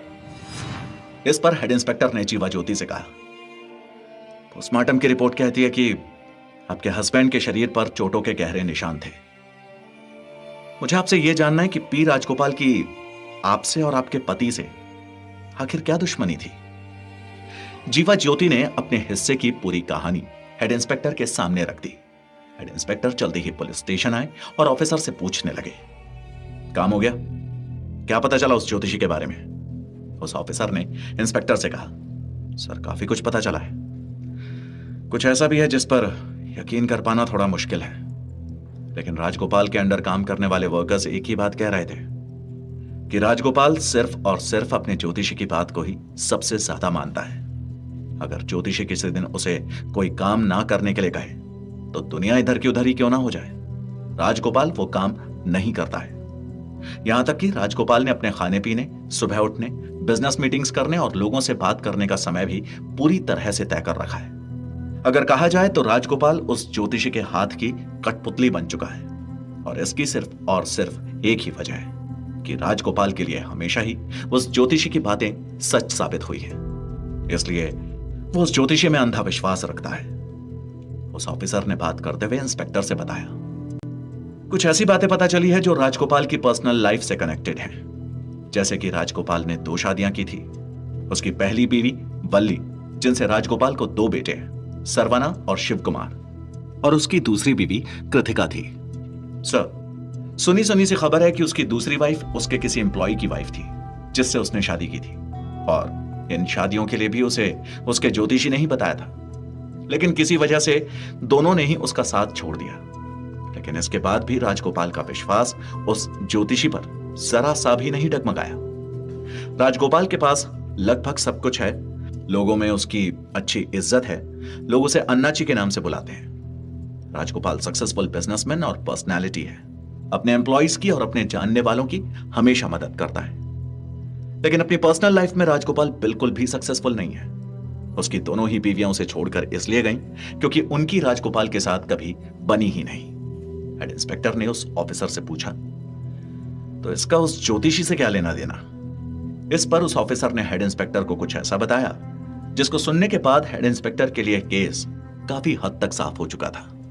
उस ऑफिसर ने हेड इंस्पेक्टर से कहा, लोगों से बात करने पर और कुछ अंदरूनी एम्प्लॉइज से बात करने पर बेहद कॉन्फिडेंशियल बात पता चली है। उन्होंने बताया कि ज्योतिषी ने राजगोपाल के लिए एक भविष्यवाणी की। उसकी कुंडली देखकर उसने राजगोपाल को बताया कि किसी खास ग्रह नक्षत्र में पैदा होने वाली लड़की अगर राजगोपाल से शादी करती है तो इससे राजगोपाल का कारोबार दिन दुगनी रात चौगुनी तरक्की करेगा। उस ज्योतिषी ने राजगोपाल से कहा कि उसे अब तीसरी शादी करनी चाहिए। यह तीसरी शादी पहले की 2 शादियों जैसी नहीं होगी जो आसानी से टूट जाए। उस ज्योतिषी ने अपनी गणनाओं के चलते राजगोपाल से उसके ही सरवना भवन में काम करने वाले असिस्टेंट मैनेजर रामास्वामी की बेटी से उसे शादी करने के लिए कहा। और सर, क्या आप जानते हैं कि उनकी बेटी कौन थी? हेड इंस्पेक्टर ने ऑफिसर को जवाब देते हुए कहा, जीवा ज्योति। क्योंकि आज जब मेरी मुलाकात जीवा ज्योति से हुई तब उसने अपनी जानकारी देते हुए बताया कि उसके अप्पा भी सरवना भवन के असिस्टेंट मैनेजर थे, और साथ ही वो जीवा ज्योति की शादी को लेकर जीवा ज्योति से और उसके पति से नाराज थे। दरअसल जीवा ज्योति की लव मैरिज हुई थी प्रिंस संत कुमार से। उसके अप्पा इस शादी के खिलाफ थे क्योंकि प्रिंस संत कुमार क्रिश्चियन था। जीवा ज्योति ने बताया कि उसके अप्पा ने ही संत कुमार को जीवा ज्योति के मैथ्स ट्यूटर की तरह हायर किया था, लेकिन जीवा ज्योति से उसकी नजदीकियां बढ़ने लगी और जीवा ज्योति ने संत कुमार से शादी की बात अपने अप्पा के सामने रखी क्योंकि उसके अप्पा इस शादी से नाराज थे। तो इस पर इन दोनों ने लोगों की परवाह ना करते हुए लव मैरिज कर ली। पुलिस के पता लगाने पर उन्हें पता चला कि संत कुमार अपनी ट्रैवल एजेंसी खोलना चाहता था, जिसके लिए उसे पैसे की जरूरत थी। इसलिए उसने पैसे उधार लेना चाहे। क्योंकि जीवा ज्योति के अप्पा राजगोपाल को अच्छी तरह से जानते थे और उनके अंडर में काफी समय से काम कर रहे थे, इसलिए जीवा ज्योति ने राजगोपाल से बात करने की ठानी। लेकिन जब राजगोपाल की नजर उस दिन जीवा ज्योति पर पड़ी तो जीवा ज्योति उसकी आंखों में बस गई। जीवा ज्योति कम उम्र की बेहद खूबसूरत लड़की थी। उसके लंबे घने कमर तक लहराते बाल, काली और घनी पलकों वाली बड़ी बड़ी आंखें, उसके सुंदर से होंठ और उसके प्यार से मुस्कुराकर बोलने की आदत राजगोपाल को जीवा ज्योति की तरफ अट्रैक्ट करती ही जा रही थी। राजगोपाल के ज्योतिषी ने पहले ही जीवा ज्योति से शादी के लिए राजगोपाल को बताया था कि अगर राजगोपाल जीवा ज्योति से शादी करता है तो उसे उसके कारोबार में सिर्फ मुनाफा होगा। जीवा ज्योति उसके लिए एक भाग्यशाली पत्नी साबित होगी। लेकिन अब शायद ऐसा नहीं हो सकता था क्योंकि जीवा ज्योति पहले से ही शादीशुदा थी। लेकिन राजगोपाल यहां नहीं रुका। वो जीवा ज्योति को महंगे गिफ्ट्स भेजता था, उसका ध्यान रखता था और एक दिन उसने जीवा ज्योति के सामने शादी का प्रपोजल भी रख दिया। लेकिन जीवा ज्योति ने शादी के प्रपोजल को ठुकरा दिया और इस बार भी राजगोपाल पीछे नहीं हटा, बल्कि उसने ज्योतिष के कहने पर उसके पति से भी बात की। लेकिन संत कुमार ने भी राजगोपाल को इस प्रपोजल के लिए साफ मना कर दिया। उसने संत कुमार को पैसे देकर वहां से हमेशा के लिए चले जाने को कहा। लेकिन संत कुमार ने एक अलग ही फैसला लिया। संत कुमार ने जीवा ज्योति के साथ शहर छोड़ने का फैसला कर लिया था क्योंकि जीवा ज्योति राजगोपाल को अपने पिता के समान मानती थी और राजगोपाल हर हाल में जीवा ज्योति से शादी करना चाहता था। हेड इंस्पेक्टर ने उस ऑफिसर से कहा, 55 या 60 साल के राजगोपाल ने सिर्फ उस ज्योतिषी के कहने पर 25 या 26 साल की जीवा ज्योति से शादी करनी चाहिए। हालांकि जीवा ज्योति बिना बात को पढ़ाए ही यहां से चली जाना चाहती थी। शायद यही वजह होगी कि राजगोपाल ने संत कुमार का मर्डर करवाया होगा। इस बात पर उस ऑफिसर ने हेड इंस्पेक्टर से कहा, मुझे भी यही लगता है सर, क्योंकि राजगोपाल उस ज्योतिषी के कहे बिना घर से कदम भी बाहर नहीं निकालता है। और अगर इस पूरे मामले में राजगोपाल सच में शामिल है तो यह बात सच है कि राजगोपाल ने उस ज्योतिषी के कहने पर ही संत कुमार की हत्या करवाई होगी, या फिर उसने इस हत्या के बाद जीवा ज्योति से शादी करने की ठानी होगी। लेकिन सर, क्या यह सब करते हुए राजगोपाल को जरा सा भी डर नहीं लगा होगा? उसकी समाज में कितनी इज्जत है। अगर वो किसी अंधविश्वास की वजह से यह सब कर रहा होगा तो भी उन्हें अपनी इज्जत का ख्याल नहीं आया होगा कि बात बाहर आते ही लोग मेरे बारे में क्या सोचेंगे। इस पर हेड इंस्पेक्टर ने उस ऑफिसर से कहा, अगर लोग ऐसा ही सोचते तो शायद दुनिया से आधे जुर्म खत्म हो चुके होते। और अभी कुछ भी कहना गलत होगा, क्योंकि कौन सही है और कौन गलत, किसका इल्जाम सच्चा है और किसका बयान झूठा, हम अभी कुछ नहीं कह सकते। इस पर उस हेड इंस्पेक्टर ने उस ऑफिसर से कहा, प्याज की खेती करने वाले पी राजगोपाल ने सिर्फ एक ज्योतिषी के कहने पर एक रेस्टोरेंट खोल दिया। बिजनेस लॉस होने के बाद भी वो सिर्फ इसलिए टिका रहा क्योंकि उसे ज्योतिषी की बात पर यकीन था। उसने सिर्फ सफेद कपड़े पहनने शुरू किए और माथे पर चंदन का टीका लगाना शुरू किया क्योंकि उसके ज्योतिषी ने उसे ऐसा करने को कहा। उसने 2 शादियां की, अपने बिजनेस को विदेशों तक फैलाया और अब उसे कन्यादान करने की उम्र में अपने हाथों में तीसरी पत्नी का हाथ चाहिए। उसे जीवा ज्योति से शादी करनी थी। अच्छा सुनो, मुझे राजगोपाल के बैंक डिटेल्स, उसके टैक्स डिटेल्स और उसकी प्रॉपर्टी की डिटेल्स भी चाहिए। मामला पानी के जैसे साफ होने पर भी कहीं छूट न जाए, इसलिए हेड इंस्पेक्टर ने कोई भी कदम उठाने से पहले पूरे मामले को दोबारा से हर रिपोर्ट पर नजर फेरना चाहता था। इस पर हेड इंस्पेक्टर ने ऑफिसर से कहा, सरवना भवन की फाइल मुझे वापस से चाहिए और वापस से देखना होगा कि क्या कहीं कुछ ऐसा तो नहीं जिसे हम मिस कर रहे हो। आखिर ऐसे कैसे हो सकता है कि सरवना भवन और बाकियों के दिल पर राज करने वाला राजगोपाल किसी का कत्ल करने के बारे में सोचे। पुलिस के लिए अभी भी समझना थोड़ा सा मुश्किल था कि एक नामचीन हस्ती इस तरह से सिर्फ एक ज्योतिषी की बातों में आकर किसी की जान लेने का फैसला कैसे कर सकता है। इस पर पुलिस ने फैसला किया कि वो एक बार फिर से पूरी बारीकी के साथ पूरे मामले की जांच शुरुआत से करेगी। अब पुलिस को पी राजगोपाल के डोसा किंग बनने के सफर को जानना था। पुलिस एक हाई प्रोफाइल केस में हाथ डालने से पहले कोई भी रिस्क नहीं लेना चाहती थी। सरवना भवन एक ऐसा नाम है जो काफी लंबे टाइम से रेस्टोरेंट में बेस्ट क्वालिटी, टेस्ट और वैरायटीज के नाम पर सबसे ऊपर आता था। 70s और 80s के टाइम पर लोग बाहर का खाना खाने ज्यादातर जाया नहीं करते थे। ऐसे में अगर लोग कहीं बाहर जाकर खाना खाना पसंद करते थे तो वो था सिर्फ और सिर्फ सरवना भवन, जहां पर सबसे बेहतरीन साउथ इंडियन फूड सर्व किया जाता था, वो भी अच्छी सर्विसेज के साथ। सरवना भवन ने अपने शुरुआती दौर में उस समय की सबसे बड़ी कीमत का नुकसान किया था। कारोबार के पहले ही साल में राजगोपाल ने 10,000 रुपए का नुकसान उठाया था, जो कि उस समय के लिए बहुत बड़ा था। हेड इंस्पेक्टर ने फाइल के पन्नों को पलटना शुरू किया। उन्हें बार बार ऐसा लग रहा था कि उनसे सरवना भवन की कोई अहम कड़ी छूट गई है, जिसे वो टटोलने की कोशिश कर रहे थे, क्योंकि सिर्फ ज्योतिषी के बहकावे में आकर इतना बड़ा गुनाह करना लगभग नामुमकिन सा लग रहा था। इसलिए पुलिस ने फैसला किया कि वो वापस से सरवना भवन की सारी डिटेल्स को अपने हाथों से चेक करेंगे। हेड इंस्पेक्टर ने पूछताछ की गई रिपोर्ट्स के एक एक पन्ने को छान लिया था। पुलिस ने जल्द ही राजगोपाल के सभी बैंक डिटेल्स, प्रॉपर्टी और टैक्स की डिटेल्स निकालकर उनकी एक रिपोर्ट तैयार की, जिससे कि यह पता चल पाए कि क्या राजगोपाल कोई गैर कानूनी काम तो नहीं कर रहा, जिसके चलते उसने अपनी किसी दुश्मनी को अंजाम दिया। पुलिस हर कानूनी नजर से केस को देखना चाह रही थी, लेकिन रिपोर्ट सामने आते ही एक बार फिर से बात वहीं आकर रुक गई। रिपोर्ट पूरी तरह से क्लीन थी। राजगोपाल ने बिजनेस शुरू करने के वक्त से ही हर बार सही समय पर अपने सारे ही टैक्सेस भरे हुए थे। उसने कई तरह के डोनेशंस किए हुए थे। उसकी बैंक डिटेल्स पूरी तरह से क्लियर थी। पुलिस को कहीं कोई और ऐसा रीजन मिला ही नहीं जिस पे शक किया जा सके।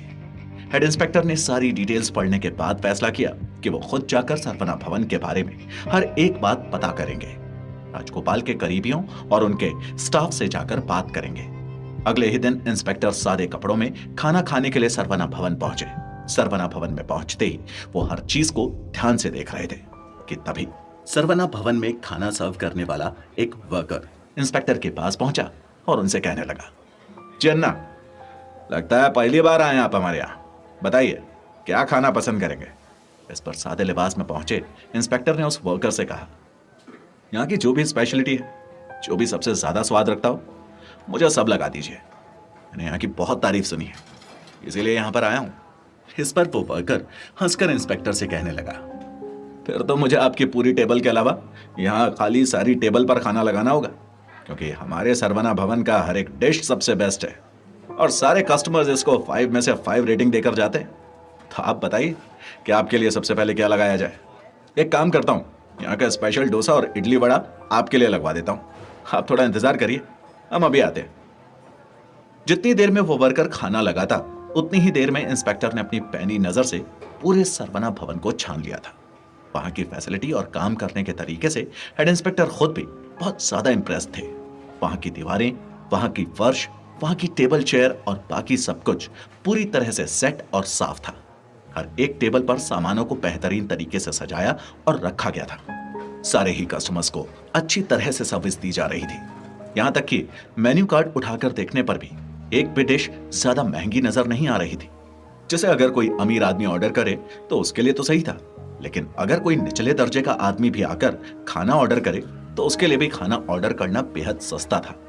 सरवना भवन का नाम पूरे शहर में, यहां तक कि देश विदेश में भी मशहूर था, लेकिन इसके बावजूद सरवना भवन की सर्विस और वहां का खाना देखते हुए वहां के डिशेस के प्राइस बेहद कम थे और ये बात इंस्पेक्टर को भी इंप्रेस कर रही थी। हेड इंस्पेक्टर के पास खाना पहुंचते ही उन्होंने खाने को चखा। उन्हें खाना सच में बहुत ज्यादा पसंद आया, लेकिन अब उन्हें वहां के बारे में कुछ अंदरूनी जानकारियां चाहिए थी। इस पर उन्होंने उस वर्कर को कुछ देर अपने पास रोकते हुए उससे कहा, खाना तो बहुत ज्यादा टेस्टी है, आप सही कह रहे थे। मैंने यहां आकर एक अच्छा फैसला लिया। वैसे मुझे आपकी थोड़ी मदद चाहिए थी।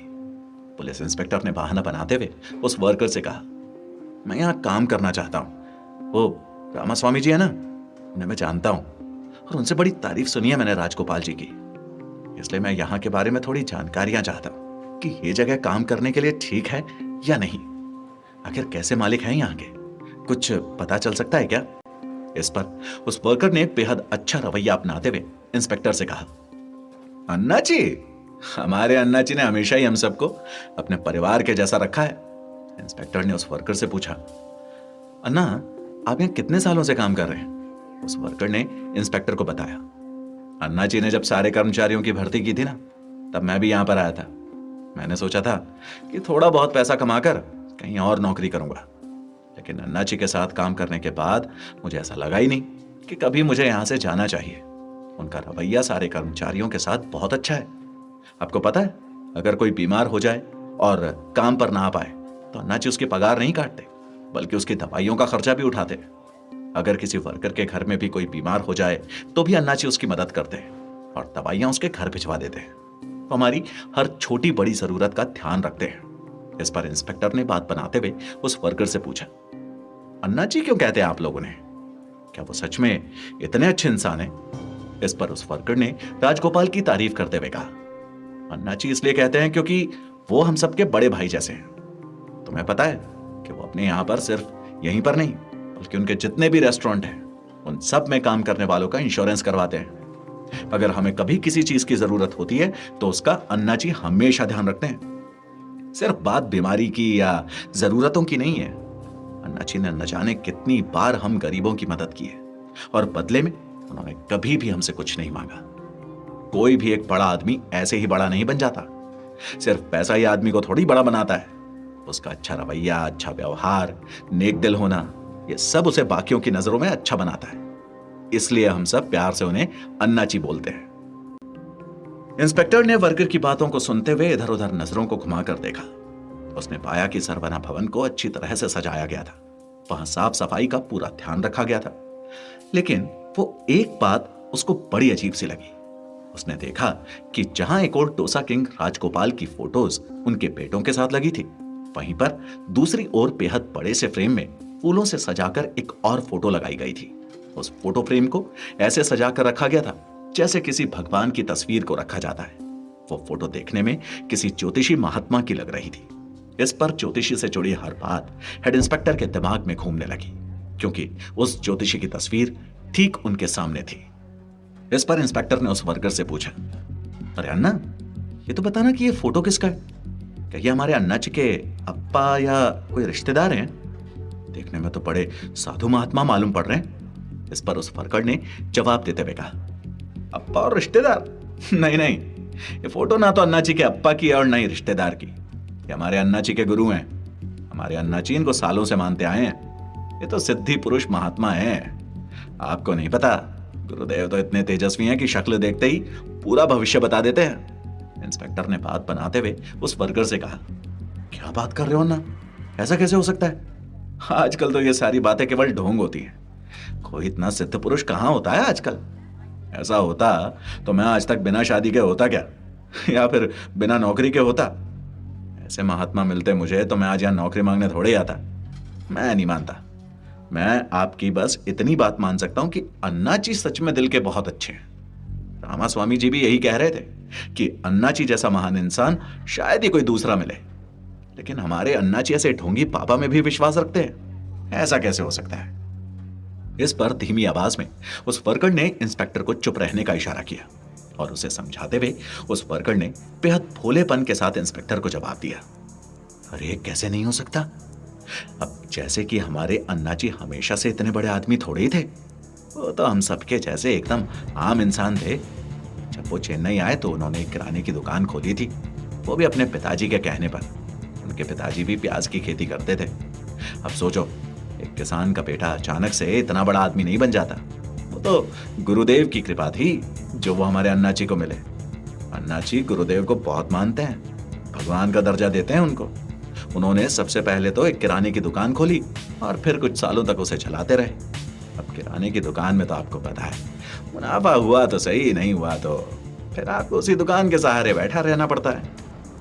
लेकिन एक दिन हमारे अन्नाची की मुलाकात हुई महागुरु से, और गुरुदेव की दया दृष्टि जब अन्नाची पर पड़ी तब हमारे अन्नाची ने सरवना भवन की नींव रखी। शुरुआत में तो अन्नाची को बहुत बड़ा नुकसान हुआ था, लेकिन अन्नाची के सिर पर महागुरु का हाथ था। उन्होंने एक एक काम को सिर्फ गुरुदेव की आज्ञा से ही किया। जय हो गुरुदेव। धीरे धीरे एक सरवना भवन से आज कितने सारे सरवना बन गए हैं। गुरुदेव ने अन्नाची को देखते ही भविष्यवाणी की कि अगर तू रेस्टोरेंट खोलेगा तो तेरी सिर्फ और सिर्फ तरक्की होगी। जब तू सफेद कपड़े पहनेगा और माथे पर चंदन का टीका लगाएगा तो तेरे काम कभी नहीं बिगड़ेंगे और तू बहुत जल्दी तरक्की करेगा। अन्नाची ने अपना सारा काम धंधा छोड़ दिया और गुरुदेव में पूरी श्रद्धा रखते हुए उन्होंने सरवना भवन बनाया। और फिर धीरे धीरे सरवना भवन पूरे मद्रास में सबकी जबान पर छा गया। अब सोचो, गुरुदेव की दया दृष्टि ना होती तो सरवना भवन और अन्नाची कैसे फलते फूलते। इंस्पेक्टर ने उस दिन सिर्फ उसी वर्कर से बात नहीं की, बल्कि कई अलग अलग लोगों से भी बात की। उसने अन्नाची के घर के पास भी कई लोगों से जानकारी हासिल करनी चाहिए, लेकिन अन्नाची उर्फ डोसा किंग यानी कि पी राजगोपाल के पर्सनल लाइफ के और सरवना भवन के बारे में उसे सिर्फ इतनी ही बातें पता चली जितनी ऑफिसर ने अपनी रिपोर्ट में लिखी हुई थी। अब इंस्पेक्टर के मन में दूसरा कोई और सवाल नहीं था, सिवाय इसके कि जीवा ज्योति और संत कुमार की कोई तो जानकारी अभी भी अधूरी लग रही थी। वो एक आखिरी बार जीवा ज्योति से मिलकर पूरे मामले को अलग तरीके से देखना चाहते थे, क्योंकि मामला सिर्फ ज्योतिषी या डोसा किंग के सरवना भवन का नहीं था। यहां पर मामला संत कुमार के मर्डर का था, इसीलिए यहां पर कारोबार से जुड़ी कोई भी दुश्मनी नजर नहीं आ रही थी। डोसा किंग हर तरफ से क्लीन नजर आ रहे थे, ऐसे में उन पर शक करने की कोई दूसरी वजह भी नहीं थी। इसलिए इंस्पेक्टर जीवा ज्योति से मिलने जाना चाहते थे, क्योंकि उन्हें अभी भी ऐसा लग रहा था कि संत कुमार और जीवा ज्योति ने कहीं कुछ तो छुपाया था, और एक तरफ से इंस्पेक्टर को अब जीवा ज्योति के दिए बयान पर भी शक करने की वजह मिलने लगी थी, क्योंकि डोसा किंग का प्रोफाइल हर तरह से साफ था, उस पर कोई भी दाग नहीं था। लेकिन जीवा ज्योति के पास पहुंचने के बाद इंस्पेक्टर को वो सुराग भी हाथ लग गया, जो इस हाई प्रोफाइल केस को जोड़ने में और हर उलझी गुत्थी को सुलझाने के लिए काफी था। सिर्फ उस कड़ी के ना जुड़ने से ही ये पूरा केस अधूरा था। पुलिस डोसा किंग यानी कि पी राजगोपाल के बारे में पता करने के बाद अब जीवा ज्योति से मिलने जा रही थी। रास्ते में उनके दिमाग में कई अनसुलझी गुत्थियां घूम रही थी। पुलिस कोई भी गलती या चूक नहीं कर सकती थी, क्योंकि यह केस कोई आम केस में से एक नहीं था, बल्कि यह एक ऐसा हाई प्रोफाइल केस था जिसमें एक जरा-सी भी भूल कई लोगों की जिंदगियों को बर्बाद करके रख सकती थी, फिर चाहे वो पुलिस स्टेशन के लोग होते या फिर इस केस से जुड़े लोग। और पुलिस को एक बात का डर और भी था कि अगर जीवा ज्योति सच बोल रही थी तो इस केस की वजह से जीवा ज्योति की जान को भी खतरा हो सकता था। इंस्पेक्टर जल्दी ही जीवा ज्योति के घर पहुंचे, जहां उन्होंने पाया कि जीवा ज्योति सफेद कपड़ों में चुपचाप से अपने घर के दरवाजे के पास बेजान आंखों से बाहर की दुनिया को निहार रही थी। जीवा ज्योति कुछ 25 से 26 साल की ही थी। इतनी कम उम्र में जीवा ज्योति के शरीर पर वो सफेद रंग की साड़ी और उसकी सूनी मांग देखकर किसी का भी दिल पसीज जाता। ऐसे में हेड इंस्पेक्टर जीवा ज्योति के पास पहुंचे। हेड इंस्पेक्टर ने अफसोस जताते हुए जीवा ज्योति से कहा, तुम मेरी बेटी की उम्र की हो। एक पिता का दिल अपनी बेटी को एक विधवा के जोड़े में देखने पर सबसे ज्यादा दुखता है, इसलिए मैं तुम्हारे पिता का दुख और साथ ही तुम्हारा दुख भी समझ सकता हूं, क्योंकि तुमने इतनी कम उम्र में ही अपनी जिंदगी में सारे रंग खो दिए। लेकिन मैं तुमसे वादा करता हूं कि इंसाफ होकर रहेगा। गुनहगार चाहे कोई भी हो, तुम्हारे पति के कातिल को सजा मिल के रहेगी। जीवा ज्योति ने जो ये सारी बातें बड़ी खामोशी से सुन रही थी, अपनी पथराई हुई नजरों को धीरे से बंद किया और फिर गहरी सांस लेते हुए इंस्पेक्टर से कहने लगी, इंसाफ? अगर इंसाफ ही मिलना होता तो शायद उस दिन मिल गया होता, जब पहली बार मैंने अपने पति के अगवा होने पर पुलिस स्टेशन में रिपोर्ट लिखवाई थी, या फिर तब जब मेरे पति को जान से मारने की धमकी दी गई थी। अगर दूसरी बार भी मेरी बात सुन ली जाती तो भी शायद आज मेरे पति जिंदा होते। इंसाफ कैसे मिलेगा सर? और अगर अब इंसाफ मिल भी जाएगा तो क्या मेरे पति वापस आ जाएंगे? जीवा ज्योति ने भरे हुए गले से सुबकते हुए कहा, मेरे पति मेरे लिए मेरा सब कुछ थे। उनके लिए मैं इस पूरी दुनिया के खिलाफ गई, अपने परिवार के खिलाफ गई। लेकिन देखिए ना क्या हुआ मेरे साथ। जब डूबते हुए इंसान को लोग डूबता हुआ देखकर भी उसकी मदद नहीं करते ना, तो वो इंसान अपनी सारी उम्मीदों को छोड़ देता है। शायद तब वो डूबने से नहीं मरता, लेकिन वो लोगों को सामने खड़ा होकर तमाशा देखते हुए देखकर पहले ही मर जाता होगा। हेड इंस्पेक्टर जीवा ज्योति की बातों को अच्छी तरह से समझ रहे थे। इस पर उन्होंने जीवा ज्योति से कहा, नहीं, अगर दुनिया साथ छोड़ दे तो भी हिम्मत नहीं हारनी चाहिए, क्योंकि इस दुनिया में कोई किसी का साथ नहीं देता, लेकिन हमें अपने आप का साथ देना पड़ता है। हौसला रखो और आखिरी बार मेरा भरोसा करो। पुलिस तुम्हें इंसाफ दिला कर रहेगी, लेकिन इससे पहले तुमने ये क्यों नहीं बताया कि तुम पहले भी पुलिस स्टेशन जा चुकी थी? ये पिछली बार तुमने मुझे क्यों नहीं बताया था? जीवा ज्योति ने पुलिस इंस्पेक्टर से कहा। मैं पुलिस के दरवाजे पर सिर्फ एक बार नहीं गई, इससे पहले भी मैं रोती, चिल्लाती और गिड़गिड़ाते हुए बहुत बार गई हूँ। और हर बार मैं सिर्फ एक ही बात कहती रही कि मेरे पति की जान खतरे में है, उन्हें बचा लो, हम दोनों को धमकियां मिल रही हैं। लेकिन हमारी सुनने वाला कोई नहीं था। और फिर वही हुआ जिसका डर था। किसी ने कुछ नहीं खोया, सिर्फ मैंने अपना सब कुछ खो दिया। मेरी पूरी दुनिया, मेरी पूरी जिंदगी, सब कुछ बर्बाद हो गया मेरा। और जिसकी सिर्फ एक वजह थी, पी राजगोपाल। मैं उसे हर हाल में सजा दिलवा कर रहूंगी। मैं मेरे पति के कातिल को किसी भी हालत में आजाद घूमने नहीं दूंगी। उसे सजा मिलेगी। मैं अपनी आखिरी सांस तक ये लड़ाई लड़ूंगी, फिर भले ही मुझे खुद पुलिस के खिलाफ ही क्यों ना जाना पड़े। मैं इतनी आसानी से अपने घुटने उस पी राजगोपाल के सामने नहीं टेकूंगी। ना ही मेरे पति ने उस राजगोपाल के सामने घुटने टेके थे, और ना ही मैं उसके सामने कभी भी अपने घुटने टेकूंगी। हेड इंस्पेक्टर ने जीवा ज्योति को हौसला देते हुए उससे कहा, ऐसा समझ लो कि तुम इस बार किसी पुलिस से या किसी इंस्पेक्टर से बात नहीं कर रही हो, बल्कि तुम अपने पिता से बात कर रही हो। मुझे हर वो बात बताओ जो तुमसे और तुम्हारे पति से जुड़ी हुई है, क्योंकि पिछली बार जो भी तुमने कुछ बताया था वो बेहद हड़बड़ी में बताया था, या तो कहीं कुछ रह गया था।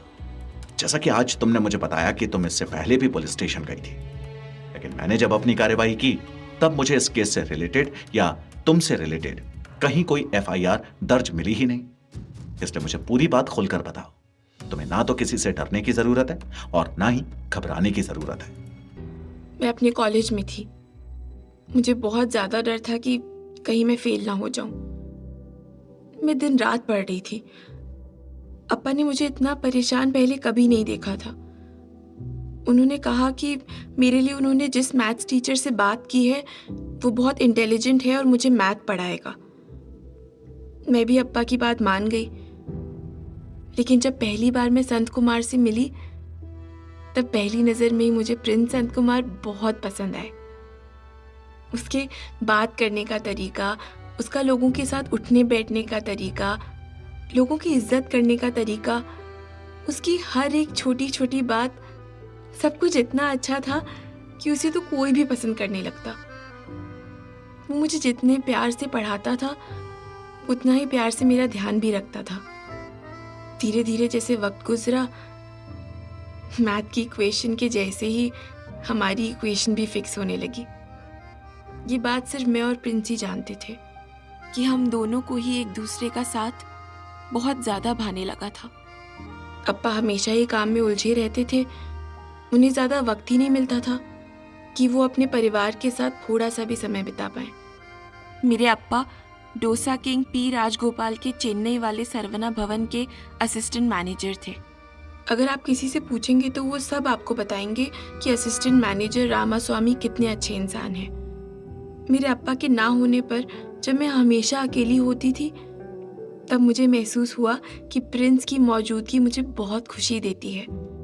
हम दोनों एक दूसरे के साथ वक्त बिताने लगे और साथ ही एक दूसरे के साथ अपनी कई बातें शेयर करने लगे। हमारी बॉन्डिंग कब प्यार में बदली खुद हमें ही पता नहीं चला। धीरे धीरे हम दोनों को ये महसूस हुआ कि हम अब एक दूसरे के बिना रह नहीं सकते। हम सिर्फ अपने प्यार को एक लव स्टोरी या अफेयर का नाम नहीं देना चाहते थे, बल्कि हम इसे शादी का नाम देना चाहते थे। हम इसे एक मजबूत रिश्ता बनाना चाहते थे और पूरी जिंदगी एक दूसरे का साथ निभाना चाहते थे। लेकिन पता नहीं कैसे एक दिन ये बात अप्पा को पता चल गई। उन्होंने प्रिंस को घर आने से मना कर दिया। अप्पा ने मुझे डांटा, मुझ पर चिल्लाया, लेकिन फिर बाद में प्यार से भी समझाया कि हम दोनों की शादी नहीं हो सकती क्योंकि प्रिंस क्रिश्चियन था। इस पर हम दोनों ने ही पूरी दुनिया के खिलाफ जाकर एक दूसरे को अपनाने की बात ठानी और फिर हमने लव मैरिज कर ली। अप्पा बहुत नाराज हुए थे। उन्होंने कई दिनों तक तो मुझसे बात भी नहीं की थी, लेकिन फिर धीरे धीरे वो मान गए। अपनी बीती बातें बताती हुई विधवा के जोड़े में बैठी हुई जीवा ज्योति, जिसकी आंखों में अभी तक आंसुओं की नमी थी और बेजान पथराई हुई आंखों से वो चारों ओर देख रही थी, अचानक ही प्रिंस संत कुमार का जिक्र करते हुए उसकी आंखों में चमक सी आ गई। उसके रोए और मुरझाए हुए चेहरे पर अचानक ही खुशी दिखने लगी। इस पर जीवा ज्योति ने आगे की बात कहते हुए बताया, शादी के बाद भी हम दोनों बहुत खुश थे। हमारे पास बहुत ज्यादा कुछ नहीं था, बस एक छोटा सा घर था और हमारे छोटे छोटे से सपने थे। मुझे प्रिंस की एक बात बहुत ज्यादा पसंद थी कि वो कभी गुस्सा ही नहीं करते थे। उनका स्वभाव बहुत शांत था। अगर मान लो कि उन्हें किसी बात पर गुस्सा आने भी लगता तो भी वो मुस्कुराकर बात को बेहद शांति से निपटाते थे। उनके सामने मैं हमेशा बच्ची बन जाया करती थी और वो हमेशा ही मेरी गलतियों और शरारतों को हंसकर टाल दिया करते थे। प्रिंस ट्रैवल एजेंसी खोलना चाहते थे, जिसके लिए उन्हें कुछ पैसों की ज़रूरत थी, लेकिन किसी से तो यूं ही पैसे नहीं ले सकते। प्रिंस को परेशान देखकर मैं भी परेशान होने लगी थी, इसलिए मैंने प्रिंस से कहा कि मेरे अप्पा के बॉस से जाकर बात करते हैं। वो एक अच्छे इंसान है और जैसा कि अप्पा हमेशा कहते थे कि अन्नाची जैसा दूसरा कोई और नहीं है, इसीलिए मेरे लिए तो वो मेरे अप्पा के जैसे ही थे। उनसे पैसे की मदद अगर मिल भी जाती तो कोई परेशानी नहीं होती। प्रिंस को परेशान देखकर मैंने फैसला किया कि मैं जाऊंगी राजगोपाल के पास। अगले ही दिन मैं पी राजगोपाल के पास गई। मैंने उसको बताया कि मैं उनकी असिस्टेंट मैनेजर रामास्वामी की बेटी हूँ। उन्होंने मुझे देखते ही बड़े प्यार से अपने कैबिन में बिठाया और फिर मेरा नाम पूछते हुए उन्होंने मुझसे कहा कि वो मेरी मदद ज़रूर करेंगे। मैं उस दिन बहुत खुश थी। मैंने वापस आकर प्रिंस को बताया कि अब हमें पैसे मिल जाएंगे।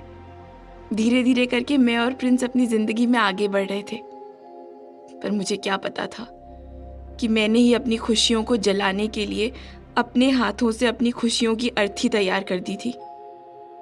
उस दिन राजगोपाल के पास जाना ही शायद मेरी सबसे बड़ी गलती थी। इस पर इंस्पेक्टर ने जीवा ज्योति से पूछा, तो क्या राजगोपाल ने तुम्हारी मदद की? पैसे दिए उन्होंने? इस पर जीवा ज्योति ने जवाब देते हुए कहा, हाँ, राजगोपाल ने मुझे अपने ऑफिस बुलाया और फिर मुझे पैसे देते हुए बेहद प्यार से कहा कि उन्हें मुझ पर पूरा भरोसा है, इसीलिए वो उस पैसे का ब्याज भी नहीं लेंगे और मैं जब चाहूं तब उन्हें पैसा वापस कर सकती हूँ, और अगर ना चाहूं तो ना भी वापस करूं तो कोई बात नहीं। पी राजगोपाल हर दिन महानता की नई सीढ़ियां चढ़ रहा था और मैं इस बात से बहुत ज़्यादा खुश थी कि मेरे अप्पा इतने अच्छे इंसान के यहाँ काम कर रहे थे। लेकिन शायद मैं पूरी तरह से गलत थी, क्योंकि वो महानता की सीढ़ियां चढ़ने वाला इंसान हकीकत में कोई महानता नहीं दिखा रहा था, बल्कि मुझे सीढ़ियों से नीचे धक्का देकर अपने जाल में फंसाना चाह रहा था। उसकी उस महानता दिखाने के पीछे एक अलग ही साजिश थी। उसका वो महान चेहरा दुनिया देखती थी, लेकिन उसकी हकीकत सिर्फ मैंने और प्रिंस ने देखी थी, जिसे किसी ने भी नहीं देखा। पुलिस होने के नाते इंस्पेक्टर बात को अच्छी तरह से समझना चाहते थे और साथ ही वो जीवा ज्योति के दर्द और परेशानी को भी सामने से देखते हुए उसकी तकलीफ को महसूस कर सकते थे। हेड इंस्पेक्टर ने जीवा ज्योति से पूछा, उसने तो पैसे दे दिए थे ना, और लोग भी कहते हैं कि वो सबकी मदद करता है, तो फिर ऐसा क्या हुआ कि तुम दोनों में दुश्मनी हो गई? उसके जैसा अमीर आदमी सिर्फ कुछ पैसों के लिए तुमसे पैर कैसे रख सकता है? आगे क्या हुआ? उसने वापस से पैसे मांगे? क्या इस वजह से उसने तुम्हें डराया धमकाया? मुझे खुलकर बताओ, फिर आगे क्या हुआ? इंस्पेक्टर के मन में उठ रहे सभी सवाल सिर्फ और सिर्फ एक ही तरफ इशारा कर रहे थे, लेकिन उसके बाद जीवा ज्योति ने जो कुछ भी बताया वो सुनकर इंस्पेक्टर दंग रह गए। जीवा ज्योति की आंखों से अचानक ही आंसू बहने लगे। उसकी आंखें सुर्ख लाल होने लग गई थी, उसके होठ कांपने लगे थे और उसका गला भर आया था। इस पर जीवा ज्योति ने एक गहरी सांस लेते हुए अपने आंसुओं को पोंछा और फिर से कहने लगी, मुझे तो शर्म आती है अपने मुंह से ये बोलते हुए कि जिसे मैं अपने अप्पा का दर्जा दे रही थी, वो अपने दिल में कुछ और ही लिए बैठा था। जब उसने मुझे पैसे दिए तब सब कुछ ठीक था। धीरे धीरे उसने घर पर फोन करना शुरू कर दिया। मुझसे हाल चाल के बहाने यहाँ वहाँ की बातें किया करता था। मुझे भी लगता था कि कितना अच्छा इंसान है, लेकिन फिर धीरे धीरे वो घर पर गिफ्ट्स भेजने लगा। छोटे मोटे गिफ्ट्स आते थे तो मैं और प्रिंस कहते थे कि ये सच में पिता की तरह है, हमारा ध्यान रखता है। लेकिन वो छोटे मोटे गिफ्ट्स बड़े और महंगे गिफ्ट्स में बदलने लगे। उसने कई बार मुझे महंगे घर के सामान भेजे। उसने मुझे कीमती गहने भेजने शुरू कर दिए। मैं प्रिंस से ये बात छुपाने लगी थी क्योंकि मुझे बहुत अजीब लगने लगा था। कोई किसी की इज्जत करता है, किसी को मानता है, उसका ध्यान रखता है, अच्छे से बात करता है, यहाँ तक तो ठीक है। लेकिन घर पर इस तरह के महंगे महंगे गिफ्ट्स भेजने का मतलब कुछ और ही निकलने लगा था। मुझे कुछ अजीब सा महसूस होने लगा था। मैं आखिर प्रिंस को क्या जवाब देती? प्रिंस भी कहीं ना कहीं मुझे इस तरह से परेशानियों से जूझते हुए देख रहे थे। लेकिन शायद हमारा प्यार सच में बहुत सच्चा था। उन्होंने कभी भी मुझ पर उंगली नहीं उठाई, मुझ पर शक नहीं किया, मुझ पर भरोसा दिखाया प्रिंस ने। लेकिन जब ये महंगे तोहफे आने बंद नहीं हुए तब मैंने एक दिन उन्हें लेने से मना कर दिया। लेकिन अगले ही दिन खुद पी राजगोपाल मेरे घर आ गया। मैं पूरी तरह से हैरान थी कि आखिर इतना बड़ा इंसान मेरे इस छोटे से घर में क्यों आया है। और उस दिन उसने अपनी हकीकत मेरे सामने रखी कि आखिर वो ये सब क्यों कर रहा था। हेड इंस्पेक्टर ने जीवा ज्योति से पूछा, उस दिन राजगोपाल ने तुमसे ऐसा क्या कहा? क्या उस समय प्रिंस संत कुमार घर पर था? जीवा ज्योति ने अपनी नजरें नीची करते हुए जवाब देते हुए कहा, नहीं, उस दिन प्रिंस घर पर नहीं थे। बल्कि अच्छा ही हुआ कि वो घर पर नहीं थे, क्योंकि उस दिन पी राजगोपाल ने कुछ ऐसा कहा जिसको सुनने के बाद मुझे खुद पर बहुत शर्म आई। उस दिन पी राजगोपाल मेरे घर आया और मुझसे कहने लगा, ये छोटे मोटे तोहफे तो कुछ भी नहीं है। मैं तुम्हारे लिए हर वो चीज खरीद सकता हूं जिस पर तुम हाथ रखो। तुम्हें जो कुछ भी चाहिए तुम मुझसे बता सकती हो। मैं तुम्हारे लिए कीमती से कीमती चीजों की लाइन लगा दूंगा। बस तुम उनकी तरफ अपनी एक उंगली उठाना और वो सारी ही चीजें अगले ही पल तुम्हारे पास होंगी। राजगोपाल की बात सुनते ही जीवा ज्योति अचानक ही घबराते हुए राजगोपाल से कहने लगी, ये सब आप क्या कह रहे हैं? मुझे आपकी महंगी गिफ्ट्स नहीं चाहिए। मुझे जो कुछ भी चाहिए होगा मैं मेरे पति से मांग लूंगी। आप तो जानते ही हैं कि मैं शादीशुदा हूँ, इसीलिए मेरा आपसे इस तरह से कोई भी तोहफा लेना सही नहीं है। मैं इन्हें अभी तक इसीलिए ले लेती थी क्योंकि मैं आपको अपने अप्पा की जगह देती हूँ। पर मुझे लगता है कि अभी सब कुछ बहुत ज्यादा ही हो रहा है। आज के बाद से आप मुझे कोई भी तोहफा नहीं देंगे, ना ही कोई छोटा तोहफा और ना ही कोई इतना महंगा तोहफा। मुझे आपसे कुछ नहीं चाहिए, बल्कि मैं आपके पैसे भी ब्याज सहित आपको वापस कर दूंगी। मुझे बस थोड़े से दिनों की मोहलत दे दीजिए। मेरे हस्बैंड आपको आपके सारे पैसे लौटा देंगे। जीवा ज्योति की बात सुनते हुए राजगोपाल ने धीरे से मुस्कुराते हुए जीवा ज्योति की तरफ देखा। लेकिन जीवा ज्योति इस बार राजगोपाल की आंखों में अपने लिए एक अलग ही तस्वीर देख रही थी। राजगोपाल ने जीवा ज्योति को देखते हुए एक तीखी सी मुस्कुराहट के साथ कहा, आखिर क्यों हो तुम उसके साथ? ना तो वो तुम्हें जिंदगी में कुछ खास दे सकता है और ना ही कभी आगे दे पाएगा। उस जैसा एक आम इंसान जो कर्जा लेकर अपना बिजनेस चलाने की सोच रहा है, उसके साथ जिंदगी कैसे बिताओगी? जबकि मैं तुम्हें दुनिया की हर चीज लाकर दे सकता हूं, तुम्हें हर खुशी, तुम्हारी हर जरूरत को पूरा कर सकता हूं। तुम प्रिंस को छोड़कर मेरे पास आ जाओ। मैं समझता हूं कि कम उम्र में तुम्हें जो अच्छा लगा तुमने वो किया। तुमने लव मैरिज की और उसके साथ रहना चाहती थी। लेकिन जिंदगी में कुछ अहम फैसले दिल की जगह दिमाग से भी लेने चाहिए। इसलिए तुम थोड़ा सा वक्त लो और अच्छे से सोच लो। मुझे कोई जल्दबाजी नहीं, लेकिन उम्मीद करता हूं कि तुम एक सही फैसला लोगी और मुझे चुनोगी। मैं तुम्हें शादी के बाद वो हर एक खुशी दे सकता हूं जो तुमने कभी सोची भी नहीं होगी। जीवा ज्योति राजगोपाल की इस बात से हद से ज्यादा गुस्से में आ चुकी थी। उसने राजगोपाल से बेहद गुस्से में कड़े शब्दों में डांटते हुए कहा, ये किस तरह की बात कर रहे हैं आप? आप मेरी अप्पा की उम्र के हैं। अपनी बेटी की उम्र की लड़की से आप शादी करने की बात कह भी कैसे सकते हैं? मैंने आपसे एक मदद क्या मांग ली, आप मुझे खरीदने ही चल दिए। हर चीज पैसे से नहीं खरीदी जाती। मैं मेरे पति से बहुत ज्यादा प्यार करती हूँ। सबके खिलाफ जाकर मैंने उनसे शादी की है, क्योंकि मैं उनके साथ ही अपनी जिंदगी बिताना चाहती हूँ। मैं उन्हें कभी भी नहीं छोड़ूंगी। यही मेरा फैसला है और इसे सोचने के लिए मुझे वक्त लेने की जरूरत नहीं है। अगर आपको लगता है कि आप अपनी पत्नी को दुनिया की हर खुशी दे सकते हैं, तो वो खुशियां मुझे क्यों देना चाहते हैं? मैं तो शादीशुदा औरत हूँ।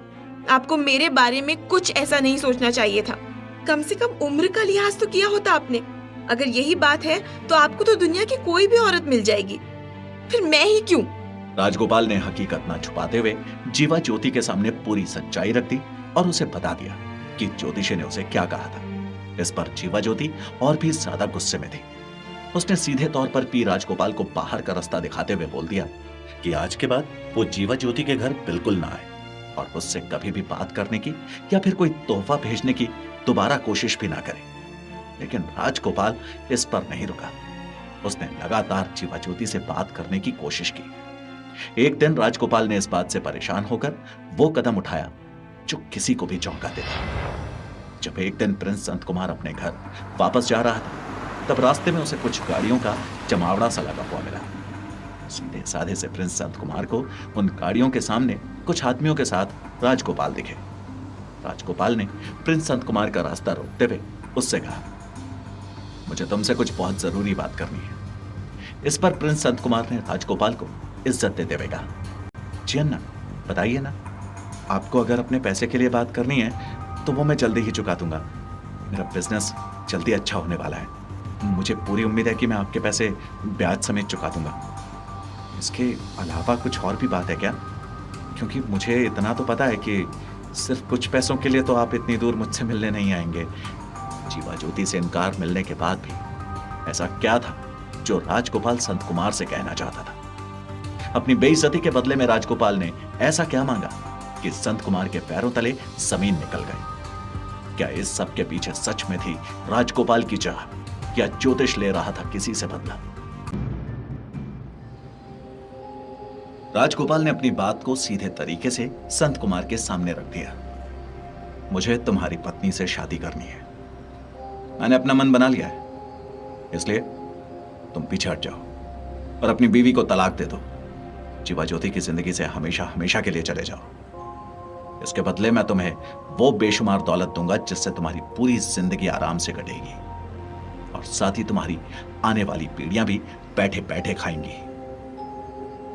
राजगोपाल के मुंह से यह बात सुनते हुए प्रिंस को हद से ज्यादा गुस्सा आ रहा था, लेकिन अगले ही पल प्रिंस ने शांति से मुस्कुराते हुए राजगोपाल को जवाब दिया, मुझे खुशी है कि आपने मुझे साफ तौर पर यह बात कह दी, क्योंकि जिस तरह से आप मेरी पत्नी को गिफ्ट्स भेज रहे थे, मुझे शायद सब कुछ उसी वक्त समझ में आने लगा था। पर मैं अपनी भोली भाली पत्नी को परेशान नहीं करना चाहता था और यह भी जानता हूं कि आपके इन गिफ्ट्स को मेरी पत्नी ने मना कर दिया है और शायद आपके इस प्रपोजल को भी ठुकरा दिया है। इसीलिए आप मेरे पास आए हैं। आपको बता दूं कि मैं अपनी पत्नी को नहीं छोड़ूंगा। आपसे माफी चाहूंगा कि आपका यह प्रपोजल नहीं अपना सकता। जीवा ज्योति ने रोते हुए ही इंस्पेक्टर से कहा, हमारी हंसती खेलती जिंदगी बर्बाद कर दी उसने हमें धमकियां देनी शुरू कर दी और एक दिन इन धमकियों से परेशान होकर हमने फैसला किया कि हम हमेशा के लिए चेन्नई छोड़ देंगे और यहाँ वापस कभी नहीं आएंगे। लेकिन उसके पहले ही न जाने कैसे ये बात राजगोपाल को पता चल गई और 28 सितंबर को वो अपने कुछ आदमियों के साथ मेरे घर अचानक से आ गया। उन सब ने मेरे पति को बहुत मारा और फिर मेरी आंखों के सामने प्रिंस को अगवा कर लिया था उन्होंने। मैं क्या करती, कहाँ जाती, कुछ समझ नहीं आ रहा था। तो मैं भागकर सीधे पुलिस के पास पहुंची। पुलिस को मैंने बताया कि राजगोपाल अपने आदमियों के साथ मेरे पति को मेरे घर से उठा कर ले गया है, वो उन्हें मार देगा। लेकिन पी राजगोपाल का नाम सुनते ही पुलिस ने मेरी कोई बात नहीं सुनी। उन्होंने FIR तक नहीं लिखी, बस इतना कहा कि वो मेरे पति को ढूंढने की कोशिश करेंगे। पूरे 14 दिन तक मैं उनकी तलाश में यहाँ वहां भटकती रही, पुलिस स्टेशन के चक्कर काटती रही, लेकिन मेरी मदद किसी ने नहीं की। न जाने किस तरह से मेरे पति उनके चंगुल से फरार हुए और 12 अक्टूबर को वापस घर आ गए। मैं और मेरे पति वापस से पुलिस स्टेशन गए और वहां क्या क्या हुआ, किस तरह से उन्हें अगवा किया गया, सब कुछ बताया। लेकिन एक बार फिर से हमारे साथ वही हुआ। पुलिस ने राजगोपाल का नाम सुनते ही हमारी बात को अनसुना कर दिया।